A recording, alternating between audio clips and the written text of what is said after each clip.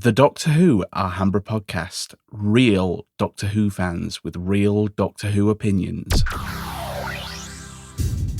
Hello and welcome to another episode of the Doctor Who Podcast, a podcast dedicated to discussing and reviewing all things Doctor Who, Big Finish, and other science fiction stuff that tickles our fancy.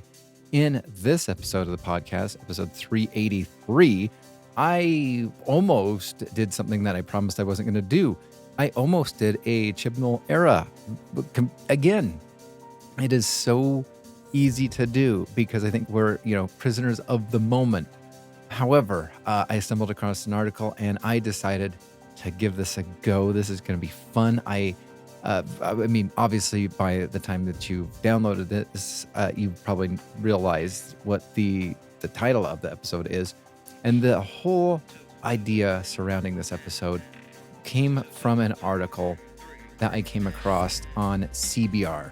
And I should have that highlighted into the show notes. But it will never have a new idea. Doctor Who showrunners delve into the fatal flaws of AI. So I'm going to be looking into this article right here, as well as, and it was published on the 8th of December, 2024. So as of time of recording, about 8-9 months previously. And it is going to be interesting because I do have two AIs that have created a 13-episode season, and I will go through what I gave the prompt, and we'll see if they didn't have any new ideas, or they were better than, again, this is where the idea came from, better than the Chibnall and RTD Part 2 era. And it'll be kind of interesting. I will go through the prompt that I gave it, and again, discuss. I'd love to hear your thoughts. Email the show at alhambraaudio@gmail.com. You can tweet the show at Alhambra Podcast. DMs are open. And without further ado, I'm going to get into this article from CBR. Again, and it's entitled, "It Will Never Have a New Idea.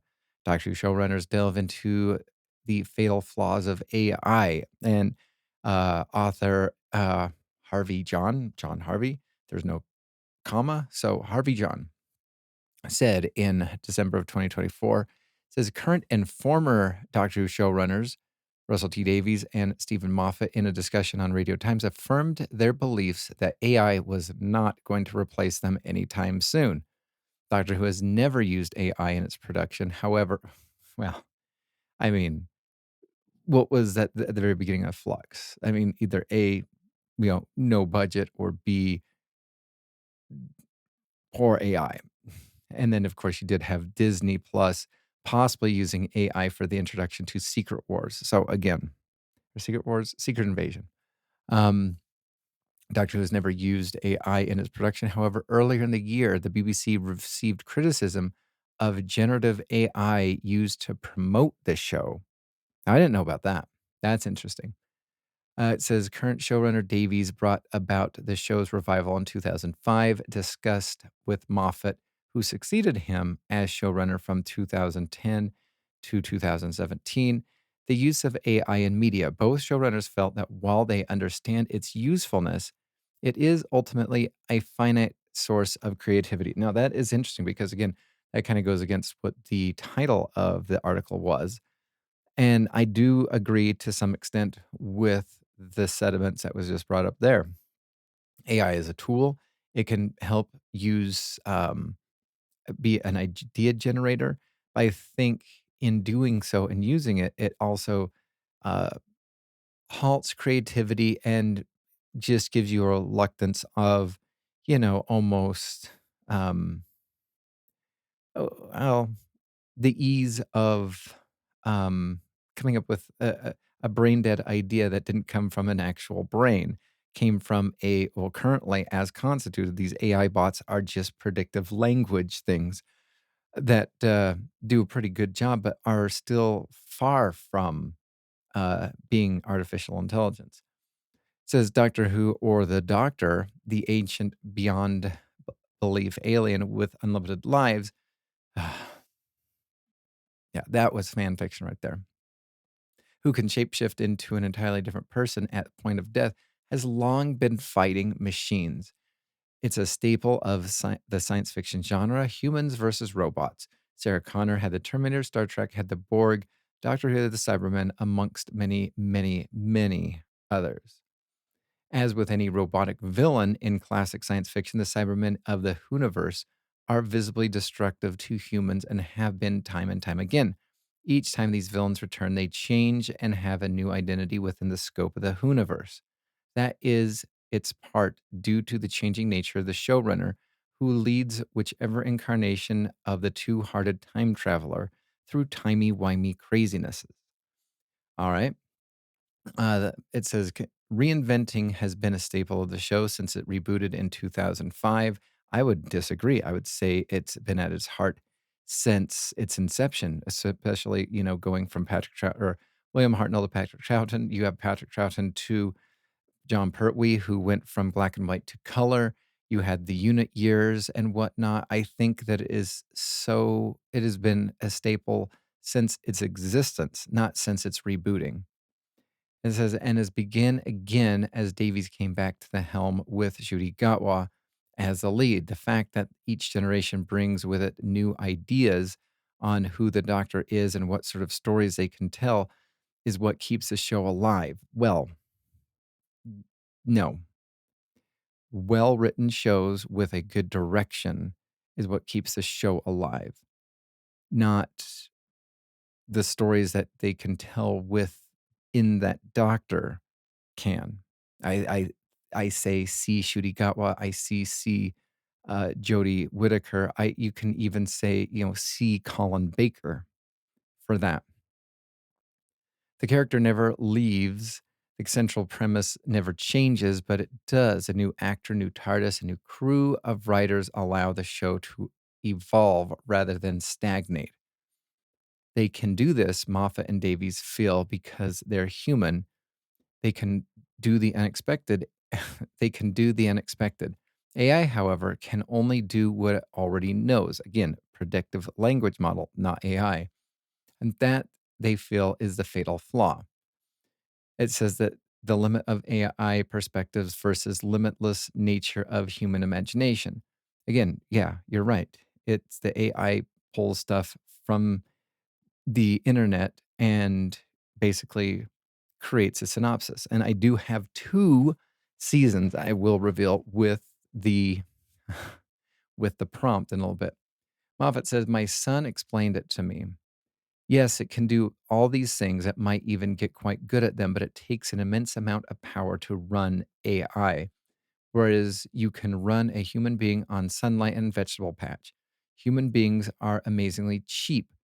We're knocking out human beings every day. And unlike anything else in history, the more we use it, the less good it is, because the more content that is out there produced by AI, the more it absorbs. Again, predictive language model absorbs its own content and it will eat its own tail. Again, until it becomes, sentient as AI is supposed to be. Davies was quick to point out how this mirrors the most TV networks' Ouroboros, I I don't know if like tendencies, though Moffat replied, quipping, "We occasionally have a new idea. I admit it, it doesn't happen very often, certainly not in my case, but occasionally I have a new idea, but it will never have a new idea." All right, we'll see shortly. The 2 showrunners of Doctor Who aren't the only ones who feel AI's limits are what are in what limits are in what it can produce originally. A recent meeting of directors of major animated films released in 2024 showed similar ideas held by others in the industry. AI is an interesting but limited tool. As Transformers 1, directed by Josh Cooley, noted, you're only going to get out what you put in. And that is agreed. The article near concludes saying artists, directors, actors, and writers each create something original within the space of film and television that a piece of software cannot. We'll see. Software can only repeat what already has occurred, and so it will likely not be used in shows such as Doctor Who moving forward. And then, of course, it puts a plug in for the Doctor Who Christmas Invasion. It's now streaming on BBC and iPlayers, blah, blah, blah, blah, blah. All right. So, with that being said, I am going to reveal the the the prompt. There we go. Thank you, Brain. That I gave both ChatGPT and Google's Gemini. So, because I wanted to see how similar and how different both AI chat bars could do it, and if one would make more sense than the other, and if one would basically copy from existing content, again, because of predictive modeling. So, the prompt for both of them is create a 13 episode series. And again, I did this because that was what, the rebooted, series 1 through almost, well, 9 was doing. And that's what I kind of held as, because that's what often, the critics of New Who have been complaining about for the past couple of years. Well, it's generally been 13 episodes. Okay, so I'm going to do that in my, prompt. Let's see. So create a 13 episode series of Doctor Who featuring a newly regenerated doctor. Didn't tell them anything about the doctor, what, race, sex, whatever they are. It says, give me episode titles and short synopses of each episode. Episodes 12 and 13 should be a culminating 2-part story that reveals the epic conclusion for the series that will tie up all the teases of a great villain throughout hinted throughout the entirety of the season. Have the end of episode 13. I did this differently. Have the end of episode 13 tease the next season's Doctor Who, giving fans a year to discuss, debate, and theorize what will happen the following season. So, because again, I think that's what we miss about Doctor Who. I think that's what we really miss surrounding the new series is, you had Chris Chibnall who didn't want to give anything. You have RTD that kind of wants to hint around and wants to tease this and that, but also is reluctant to, similar to Steven Moffat. So I kind of wanted to hit that as part of the ultimate, you know, connecting to what, again, critics of the show have been complaining about since, series 10 of the show, going through the Jodie Whittaker era and continuing onward with the Ncuti Gatwa era. So I wanted to get that in line with everything. The only difference, again, obviously, is I wanted the show to have a tease from one season to the next season to give, again, fans the idea, the fun of speculating, because that's what we used to do, speculate. Granted, we do have, shooting locations. Shooting locations will be found. You'll see weeping angels here and there. You'll see Jadoons here and there. And people are quick to whip out their phone, take a picture of it, and then send that off to, the greater whatever. However, the greater, sorry, interwebs of the world. So, with that being said, that was my prompt. And I'm going to give you ChatGPT's series that they created. The reply that ChatGPT gave me was absolutely. Here's a 13 episode series arc for Doctor Who featuring a newly regenerated doctor, bold, curious, emotionally intelligent, and haunted by past choices they can't quite remember. This series balances fresh. Now, notice, I also in my prompt did not message where this doctor should line up and who they should be following. I think that is very important too, so that we're not pigeonholing a time. Because if I were to say, do this right after Peter Capaldi, well, again, that would just be dumping on, Jodie Whittaker and Ncuti. If I was to do this post, Jodie Whittaker, it would be dumping upon, the 14th Doctor and Ncuti. So I just decided to just leave that very open ended. Almost, if this could be an idea for After a Wilderness Years Part 2, who's to say? Let's see. Haunted by past choices they can't quite remember. This series balances fresh adventures with slow burn mystery, culminating in high stakes 2-part finale. Throughout, there are subtle clues pointing to a shadowy antagonist manipulating the events from behind the scenes. Now, I like that. And it didn't just say, some lady by the name of Susan happens to be there and she's going to twist everything. Or, some person who is nameless or Mrs. Flood who just breaks the fourth wall.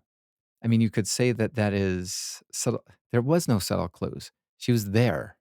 It didn't make sense, but she was just there. Anyway, sorry, I digress. So this Doctor Who series, so ChatGPT gave me a title. It is entitled Fragments of Time. All right. Episode 1, synopsis. Oh, sorry, episode 1, the title is The Stranger in the Mirror. The synopsis of this is the newly regenerated Doctor crash lands in a fractured pocket of space where mirrors reflect alternate versions of time. Wow. Holy cow. I really like that. I really like that idea. Reflects alternate versions of time with new companion. Oh, it gave me even a name, Eve Tran, a sharp minded astrophysicist grad. So, not some, sorry, Bill. Sorry for mocking you, but not somebody who serves chips in a kitchen. Not whatever um, Clara was, a teacher, Danny Pink enthusiast. I don't know. The doctor must escape the realm before their reflection becomes real and deadly. Okay, so almost kind of similar, I guess you could say, a little bit to um, Midnight. I guess you could say, you could also say maybe a little bit of comparison to.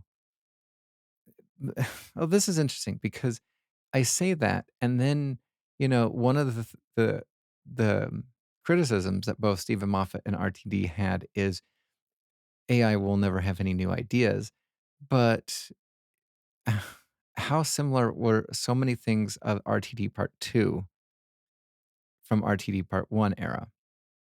Okay. Anyway, before the reflection becomes real and deadly. Okay. So the tease. All right. So this is a tease. This is the fragments throughout time. Okay. I wish I would have asked it for a tease for the entire series, but whatever. It says a tease, a broken watch engraved with Gallifreyan symbols is found in the wreckage, ticking backwards. Oh, that's a lot more mysterious than Mrs. Flood or Susan Twist or whatever.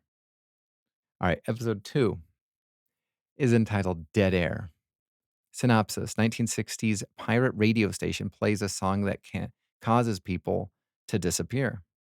The doctor traces the signal to a creature living in the broadcasting waves, feeding on sound. But who taught it to broadcast? Okay. Uh, that's okay. I don't, I'm not in love with that one, but that one's kind of like,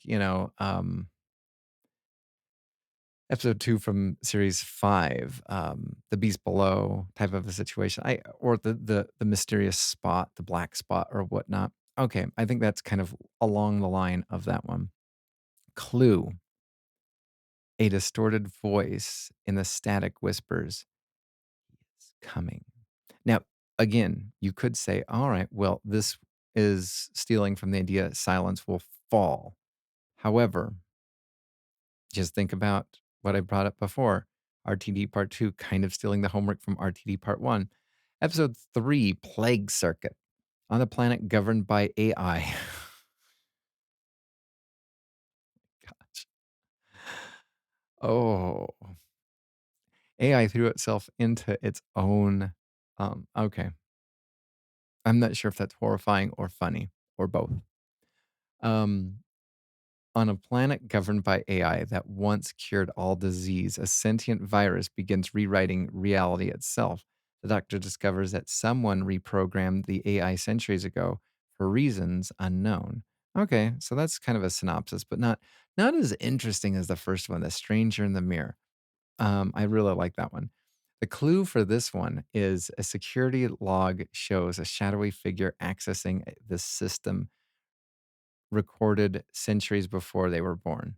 Okay. I'm I've not read this. I'm as I'm reading it out loud, this is the first time I'm seeing any of these stories, any of these plots. So I'm currently as baffled by that clue or that tease as anybody who's currently listening. There we are. Yeah, and you are living too, hopefully. Yeah, but I will not, anybody living or dead who does enjoy the Dr. Alhambra podcast, I do appreciate it. Download, subscribe, like, reply, whatnot. Episode 4 of Gilded Bones. Okay. Synopsis. The doctor and Evie. I don't like that name because it just reminds me of Hebe. The doctor and Evie, I even said it out loud that Evie arrive in the 18th century Vienna where where music is magic and Mozart is missing. A mysterious benefactor is turning composers into living instruments to awaken a long lost symphony of control. Okay. I don't think I like that episode at all. It's interesting, but it sounds very uh, vampires in Venice. It sounds like, and also kind of a little bit like the Devil's Chord, a little bit. Eh, anyway, episode 5. Oh, sorry. The clue. The benefactor wears a mask, the shaped like a cracked clock face. Ooh. So we have, if we go back, the Gallifreyan symbol, a broken engraved watch with Gallifreyan symbols is found with a record ticking backwards. Distorted voice in the static is whispering he is coming. Security log shows a dark, shadowy figure accessing a system recorded centuries before they were born. But how would you know that it was centuries before they were born? Unless there was some sort of information. Anyway, and then of course the benefactor is wearing a mask shaped like a cracked clock face. Okay. Episode 5. I am so intrigued by what's going to be kicked out here. The Painted War. Inside a living painting on an alien world, the eternal war rages. Its soldiers immortal. This sounds very similar to something. It kind of sounds like the that one war in the Fourth Doctor Adventures with the Centaurans. Oh my word! I'm hearing myself. I don't like this. Okay. Anyway, oh, where did that come from? Um, All right. Anyway, inside a living painting on an alien world, the eternal war rages, its soldiers immortal, its generals long dead. Then the doctor becomes trapped in the painting, forced to fight to prevent time from fracturing. I'm curious if this AI has lost the perspective, but I'm not 100% sure. All right. The clue for this episode is a hidden signature in the corner reads crafted by the architect of endings. Hmm. The architect of endings. Episode 6 is entitled Call Me Lazarus. Oh, it better not be about some guy who makes himself young and then turns into a giant scorpion person and whatever. A dead Time Lord. Ooh, well, we brought the Time Lords in. All right. A dead Time Lord calls the doctor from a collapsed time bubble, claiming he has seen what is coming. The bubble is collapsing and pulls pieces of Gallifrey's past into it to preserve it. To save him, or past into the present. Sorry, not to preserve, to into the present. To save him, the doctor must confront the ghosts of the Time War. Okay. The clue for this episode is the dead Time Lord speaks to the doctor's real name, but forgets who told him it. It's probably River. And then, of course, you do have the doctor's name being like basically written out of existence by the 13th Doctor and the Master. No, yeah, by the Master.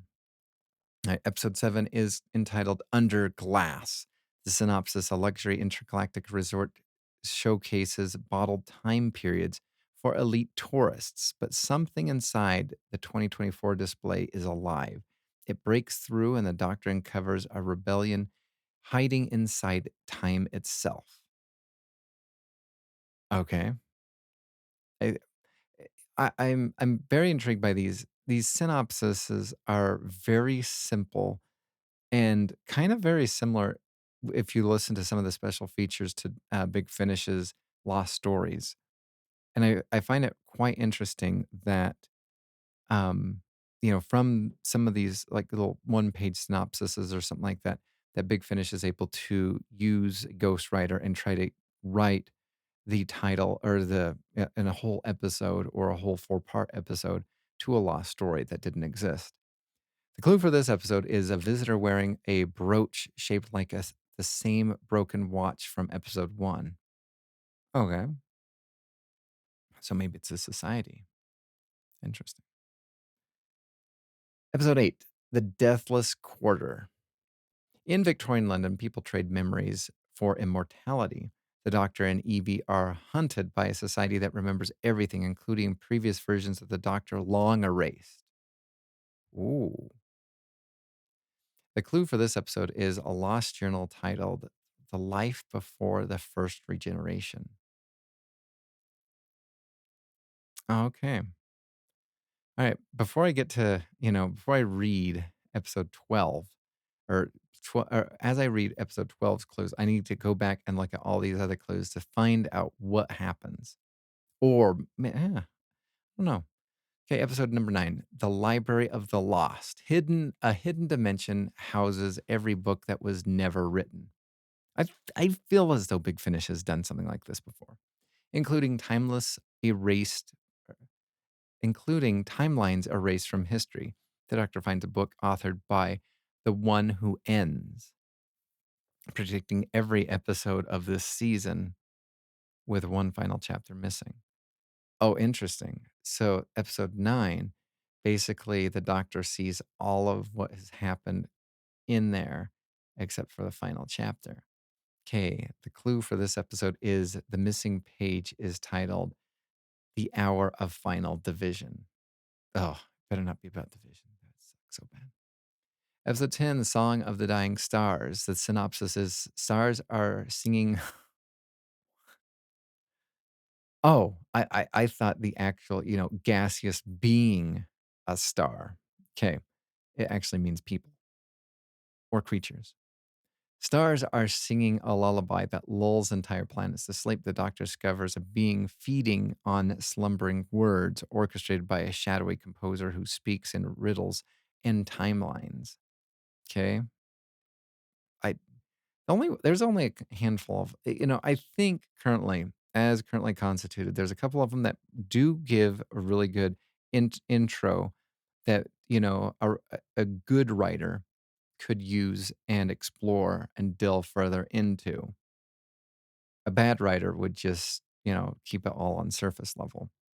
And currently, I don't feel as though this season really has.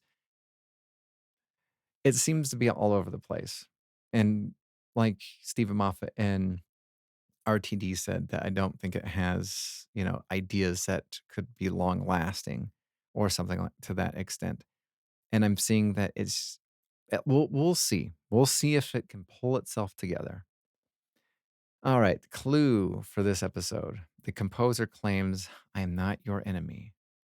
I am your echo. Interesting. All right, episode 11, The Forever Corridor. Ooh, is this taking place in the TARDIS? Oh, synopsis. The TARDIS emergency drags the Doctor into a corridor outside of time where fragments of old companions, villains, and lives coalesce. Here they meet a version of themselves, one they do not recognize. Oh, that's cool.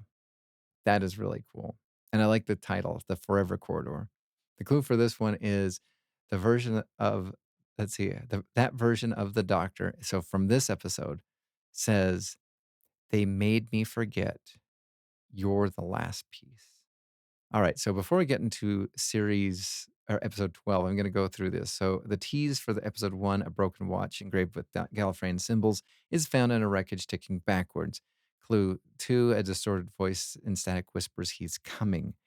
Clue 3, the security log shows a shadowy figure accessing a system recorded centuries before they were born.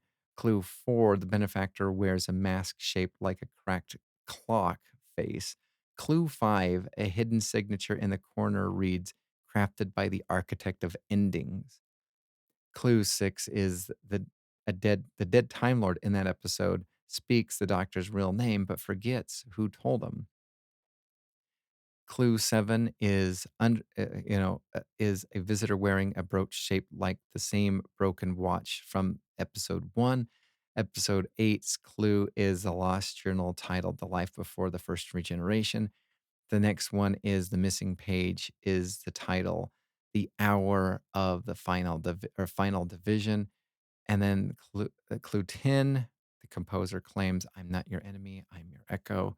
And then clue 11 is the version of the doctor in this episode says, they made me forget you're the last piece.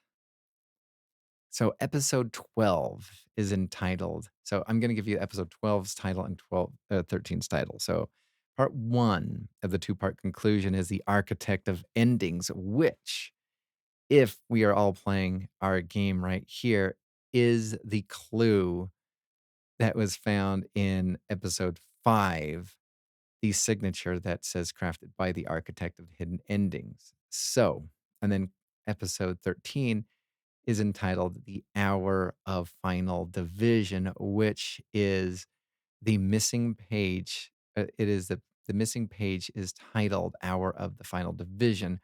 So in the Library of the Lost. Okay. So now we're going to go to the final two parts of this.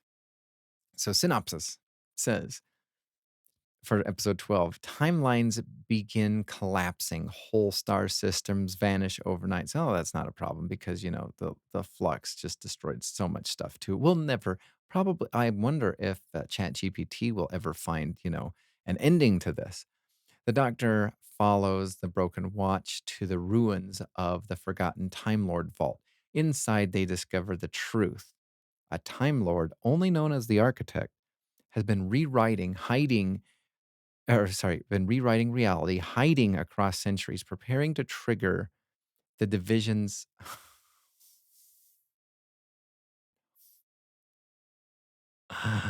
No, the division's backup protocol, the erasure of the Doctor's true past. So we get the division from the Flux series being flushed out.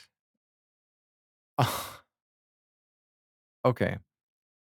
I'm going to say I don't hate that. I don't love it necessarily, but I think it's more fleshed out than what Chibnall did. Okay, the climax, which is setting up the episode 13 in episode 12, ChatGPT says Evie is lost in a paradox as the architect sets the final phase in motion, fracturing the TARDIS across infinite versions. We could have a multiverse here. I don't hate this. All right, episode 13 again, titled The Hour of the Final Division. So this is the second part of the two-part finale. The synopsis is the Doctor races through collapsing timelines, confronting alternative selves and buried memories. They learn that the architect is a fragmented future version of the Doctor, one who survived the final division purge by erasing their past. This season's event were all designed to awaken the current Doctor's forgotten self and destroy it. I don't hate that at all. I don't. I mean, besides the Valiard, when have we ever had? I mean, this is very comic booky right now, where there is a future alternative reality version of the Doctor who is actually his nemesis. This is almost like episode series 3 of The Flash, where you have Zavatar. I'm not, if you haven't watched series 3 of The Flash and Zavatar, I'm not going to ruin it here for you, but this is very similar to that. The resolution, according to ChatGPT, says the Doctor defeats the architect by choosing to remember it all, not throwing it down into the center of the TARDIS, waiting for some other writer to fix it. Accepting the fractured, painful past, the universe begins healing, but something leaks through: the architect's death, a whisper, a name, the pulse. The broken watch melts into the TARDIS console. A pulse echoes, and the stars go silent. One word appears on the TARDIS monitor: regrowth. The tease for the next season: on a distant moon, a child draws a picture of the Doctor before the Doctor even existed. Ooh. All right. So that right there was ChatGPT's 13 episode uh and this comes from the idea of the 2024 article revolving around AI and it not being, and like I said, and I do admit that it probably does not do a good job of uh, continuity and whatnot. And I think that there are some pitfalls and downfalls. But I will tell you, I think that there is in this a lot better ideas than what we saw in series 11, 12, Flux, and then 15, 16, what have you, or 11, 12, Flux, season 1, 2. I'm actually I would be more jazzed for this season than what we previously got. All right. So, with that, what are your thoughts on ChatGPT's season that was created? Yeah, email the show at alhambraaudio@gmail.com. You can tweet the show at Alhambra Podcast. DMs are open. And now, without further ado, I'm going to move to Gemini's 13 episode series and breakdowns. I will tell you, as I just look at the first part of it, I'm not sure what Gemini did. It looks a whole heck of a lot different than what ChatGPT did, but here goes. Again, I basically copy and pasted the same prompt that I gave ChatGPT. Again, create a 13 episode series of Doctor Who featuring a newly regenerated doctor. Again, not telling what where it is. Give me the episode titles and a short synopsis of each episode. Episodes 12 and 13 should be a culminating two-part story that reveals the epic conclusion for the series that will tie up all the teases of a great villain throughout the entirety of the season. Have the end of episode 13 tease the next season of Doctor Who, giving fans a year to discuss, debate, and theorize what will happen the following season. So, again, just to refresh you, that's what it did. And this is what the oh dear. This is what Gemini did. And it said, here is a 13 episode series arc for a newly regenerated doctor focusing on the character development, new threats, and a season long mystery. I like that it told me, Gemini said, new threats and season long mystery culminating in an epic two-part finale.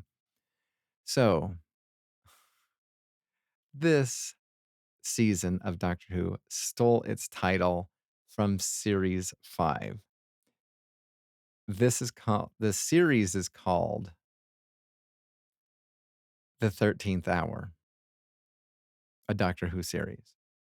So it gives me a synopsis of the Doctor. It says, freshly regenerated, this Doctor is vibrant, optimistic, and prone to bursts of manic energy, often masking a deep uncertainty about this new self. They are incredibly curious and empathetic, perhaps even a little too trusting at times, and are still trying to figure out their new quirks and capabilities. The companion, a young, grounded, slightly cynical individual from modern day Earth, swept up into the Doctor's chaotic life. They provide an anchor for the Doctor and a relatable perspective for the audience. Let's call them Alara Vance. It's almost like Clara, except Alara. Alara Vance, a brilliant but struggling astrophysicist intern. Wait, who?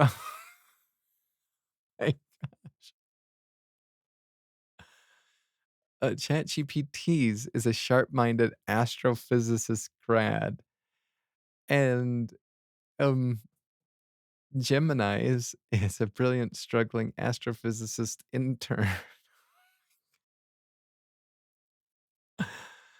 Oh, this is fantastic. Okay. It says the great villain tease. Throughout the season, subtle hints will be dropped about a shadowy ancient entity known as the Chronos engine. It is not a creature, but a concept, a force, an intelligence that exists outside of linear time, pulling strings and manipulating events across the cosmos for its own incomprehensible purposes. Its influence is felt in seemingly desperate events causing minor temporal distortions or unusual uh, anomalies. All right, so here we go. Episode 1 entitled The Chronos Shift. Synopsis: the newly regenerated Doctor crashes the TARDIS into a seemingly ordinary archaeological dig in ancient Egypt, disturbing a dormant temporal anomaly. Alara visiting the dig. An astrophysicist, okay, visiting the dig with her university is caught in the crossfires. The Doctor, disoriented but brimming with new energy, must learn to control their fluctuating abilities to prevent the past from unraveling, all while fending off a strange, ethereal figures that it seems to appear and disappear in flashes. The episode ends with the Doctor offering Alara a spot in the TARDIS and fleeting glimpse of a symbol, a swirling clock face etched into an impossibly old relic. Both stories have a clock involved in this. This is interesting because after I typed the first one in, I copy pasted, I hit enter on ChatGPT, and then I pasted and hit enter in Gemini. So they were basically creating the both seasons simultaneously.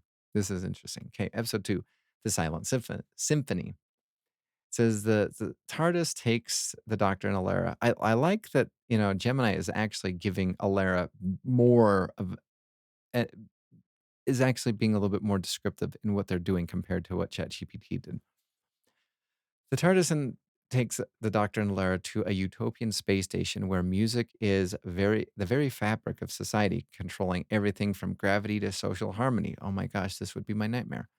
When the music begins to falter, then decay into discordant chaos, reality itself starts to fray. The Doctor discovers a parasitic entity feeding on the station's sonic energy, inevitably drawn to the temporal vibrations left by the Chronos engine in the previous episode. Oh, sorry, inadvertently. Okay. Episode 3. Echoes of the Forgotten. Synopsis: landing in a secluded, mist-shrouded village in Victorian England, the Doctor and Alara find the inhabitants suffering from collective amnesia, revealing fragments of past lives. A mysterious fog rolls in at night, stealing memories. The Doctor suspects a temporal echo amplified by localized disruptions caused by the Chronos engine, causing the past to bleed into the present. I will tell you, I wish that Gemini gave me like teases across because some of the teases were interesting. Some of them were not so good, but I'm thoroughly enjoying this experiment right now. Episode 3. Let's see. Oh, wait, I already read that one. Episode 4, The Glitch in the Weave. Synopsis: a seemingly perfect technologically advanced colony words struggle today. A seemingly perfect technologically advanced colony world is plagued by inexplicable glitches. Objects appear and disappear, moments repeating and data streams corrupting. The colonists believe it's a technical malfunction, but the Doctor realizes a structural weakness in the timelines exploited by something attempting to force a specific future into being.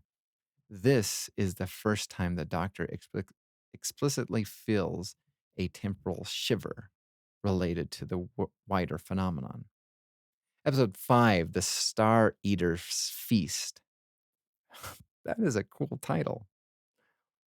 The TARDIS lands on a deserted planet whose sun is rapidly dying. They discover an ancient race, the Solarians, who are sacrificing themselves to feed the star, believing it is the only way to save their lineage. Sounds like an episode of Stargate SG-1.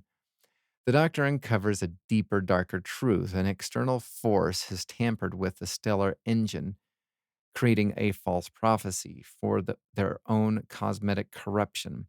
Alara begins to notice patterns in the Doctor's increasingly frequent temporal shivers and the seemingly unrelated threats they encounter.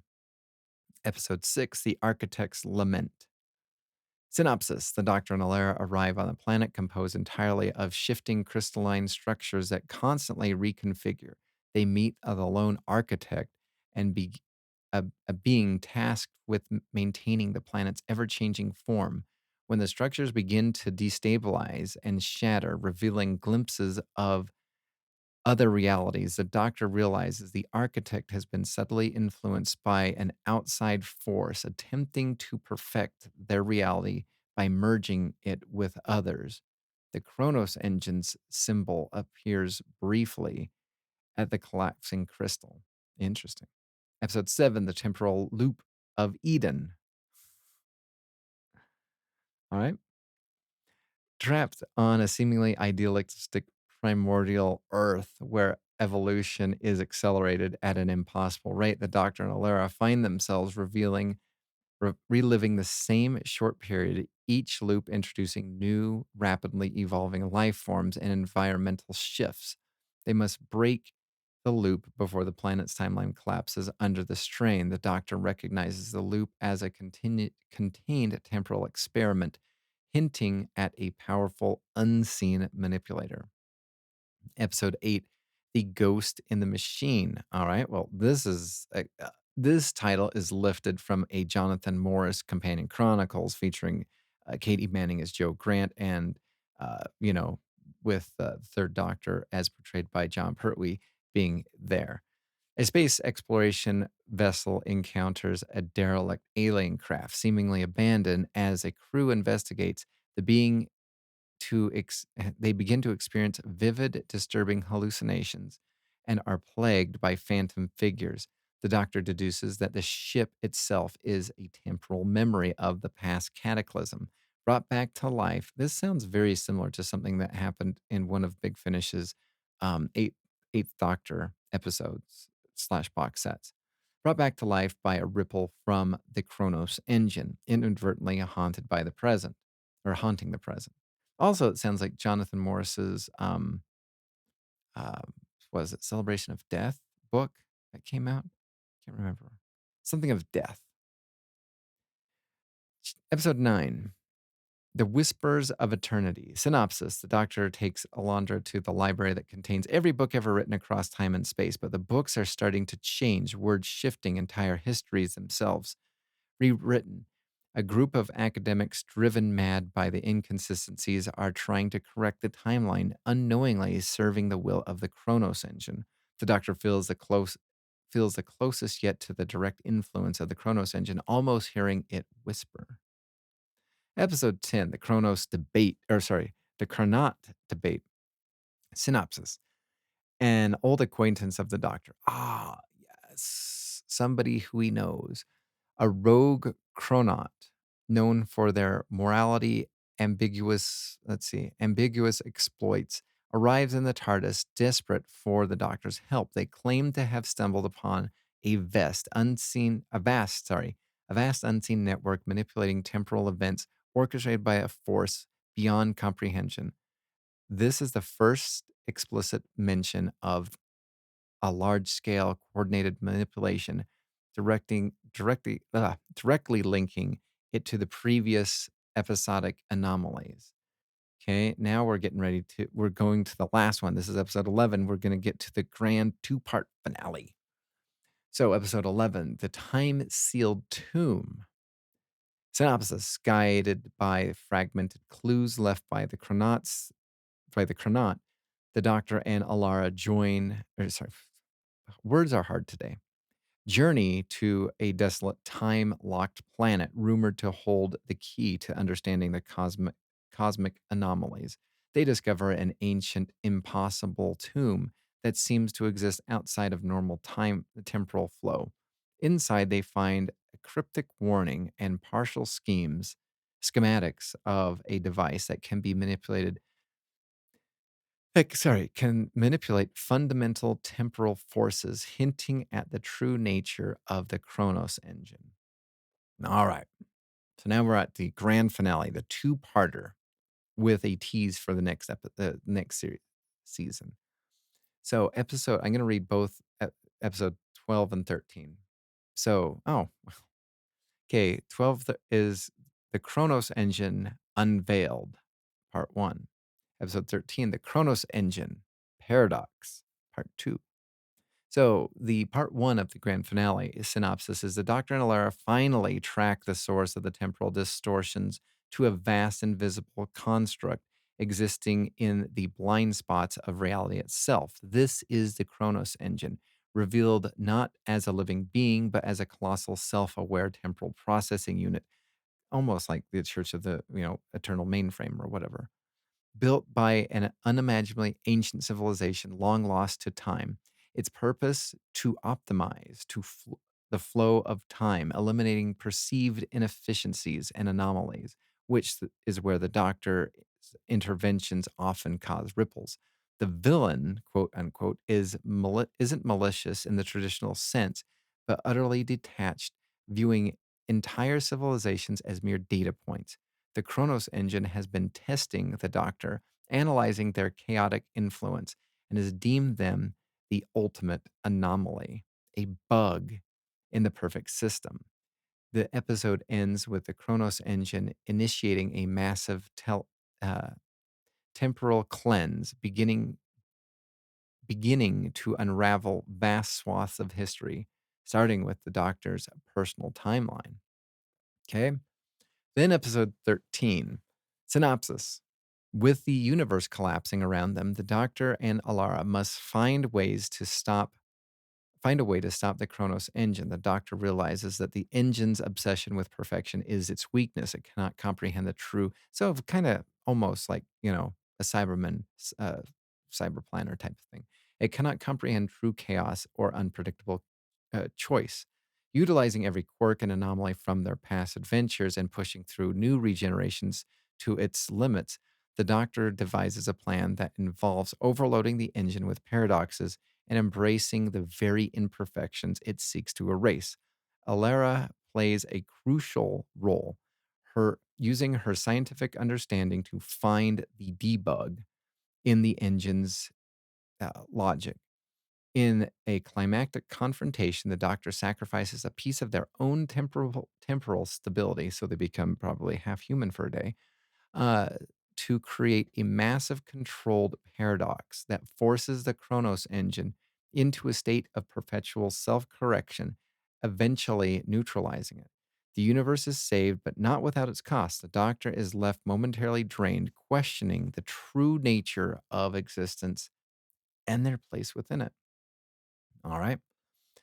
Season 14 tease for this episode as the TARDIS dematerializes at the end of episode 13, settling into a quiet void of space, a faint, almost imperceivable crack.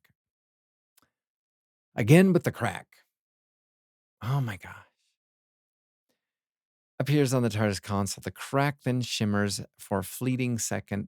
The interior of the TARDIS appears to be upside down. Before the Doctor and Alara can react, it vanishes. The final shot is a close up on the Doctor's face, a look of profound unease and dawning realization, as if they just glimpsed something truly impossible.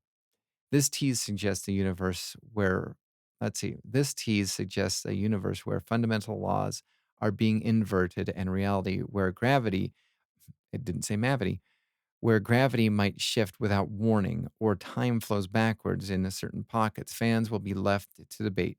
Is it a lingering effect from the Chronos engine, a new event for more insidious threats that thrive on inverted realities, or perhaps a familiar enemy somehow exploiting the weakness in the fabric of space time revealed by a previous conflict? The upside-down TARDIS hints at a season of topsy-turvy adventures where nothing can be taken for granted and the very fabric of reality is at stake. All right.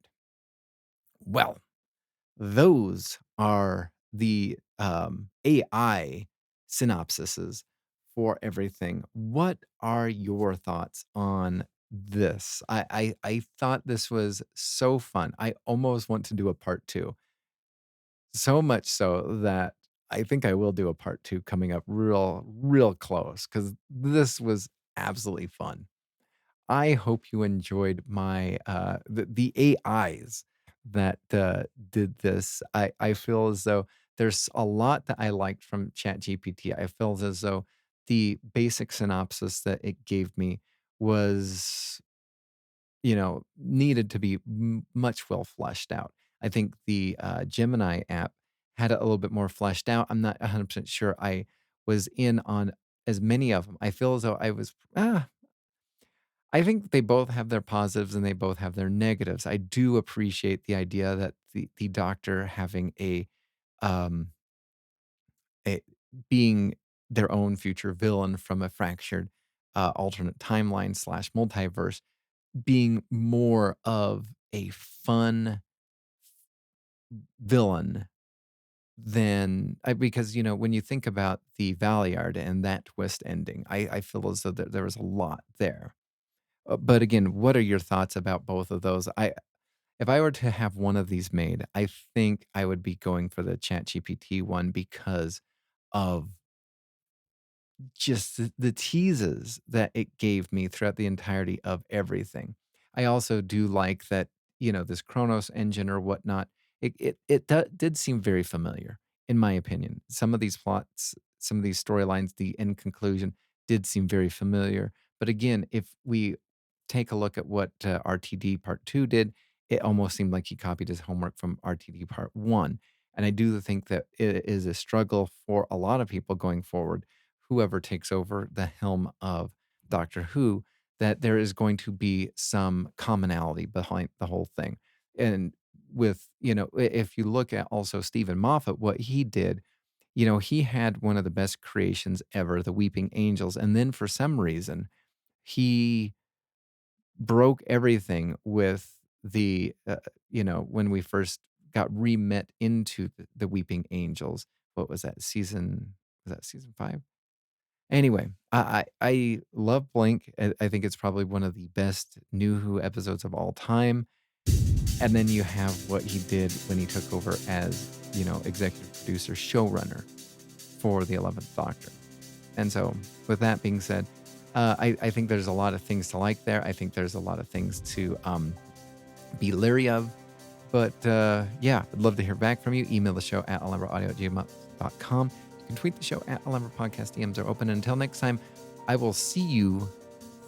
Wait just one second. What does AI say? No, I will hear you sometime.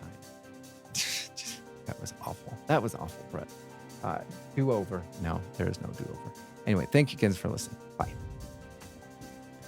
You have been listening to the Doctor Who Alhambra Podcast. Doctor Who is owned and trademarked by the BBC. Doctor Who Alhambra is not affiliated with the BBC or Big Finish. No infringement is intended. Visit our website at alhambrapodcast.weebly.com or email the show at alhambraaudio@gmail.com. Tweet us at Alhambra Podcast. That is ALHAMBRA Podcast. Thank you.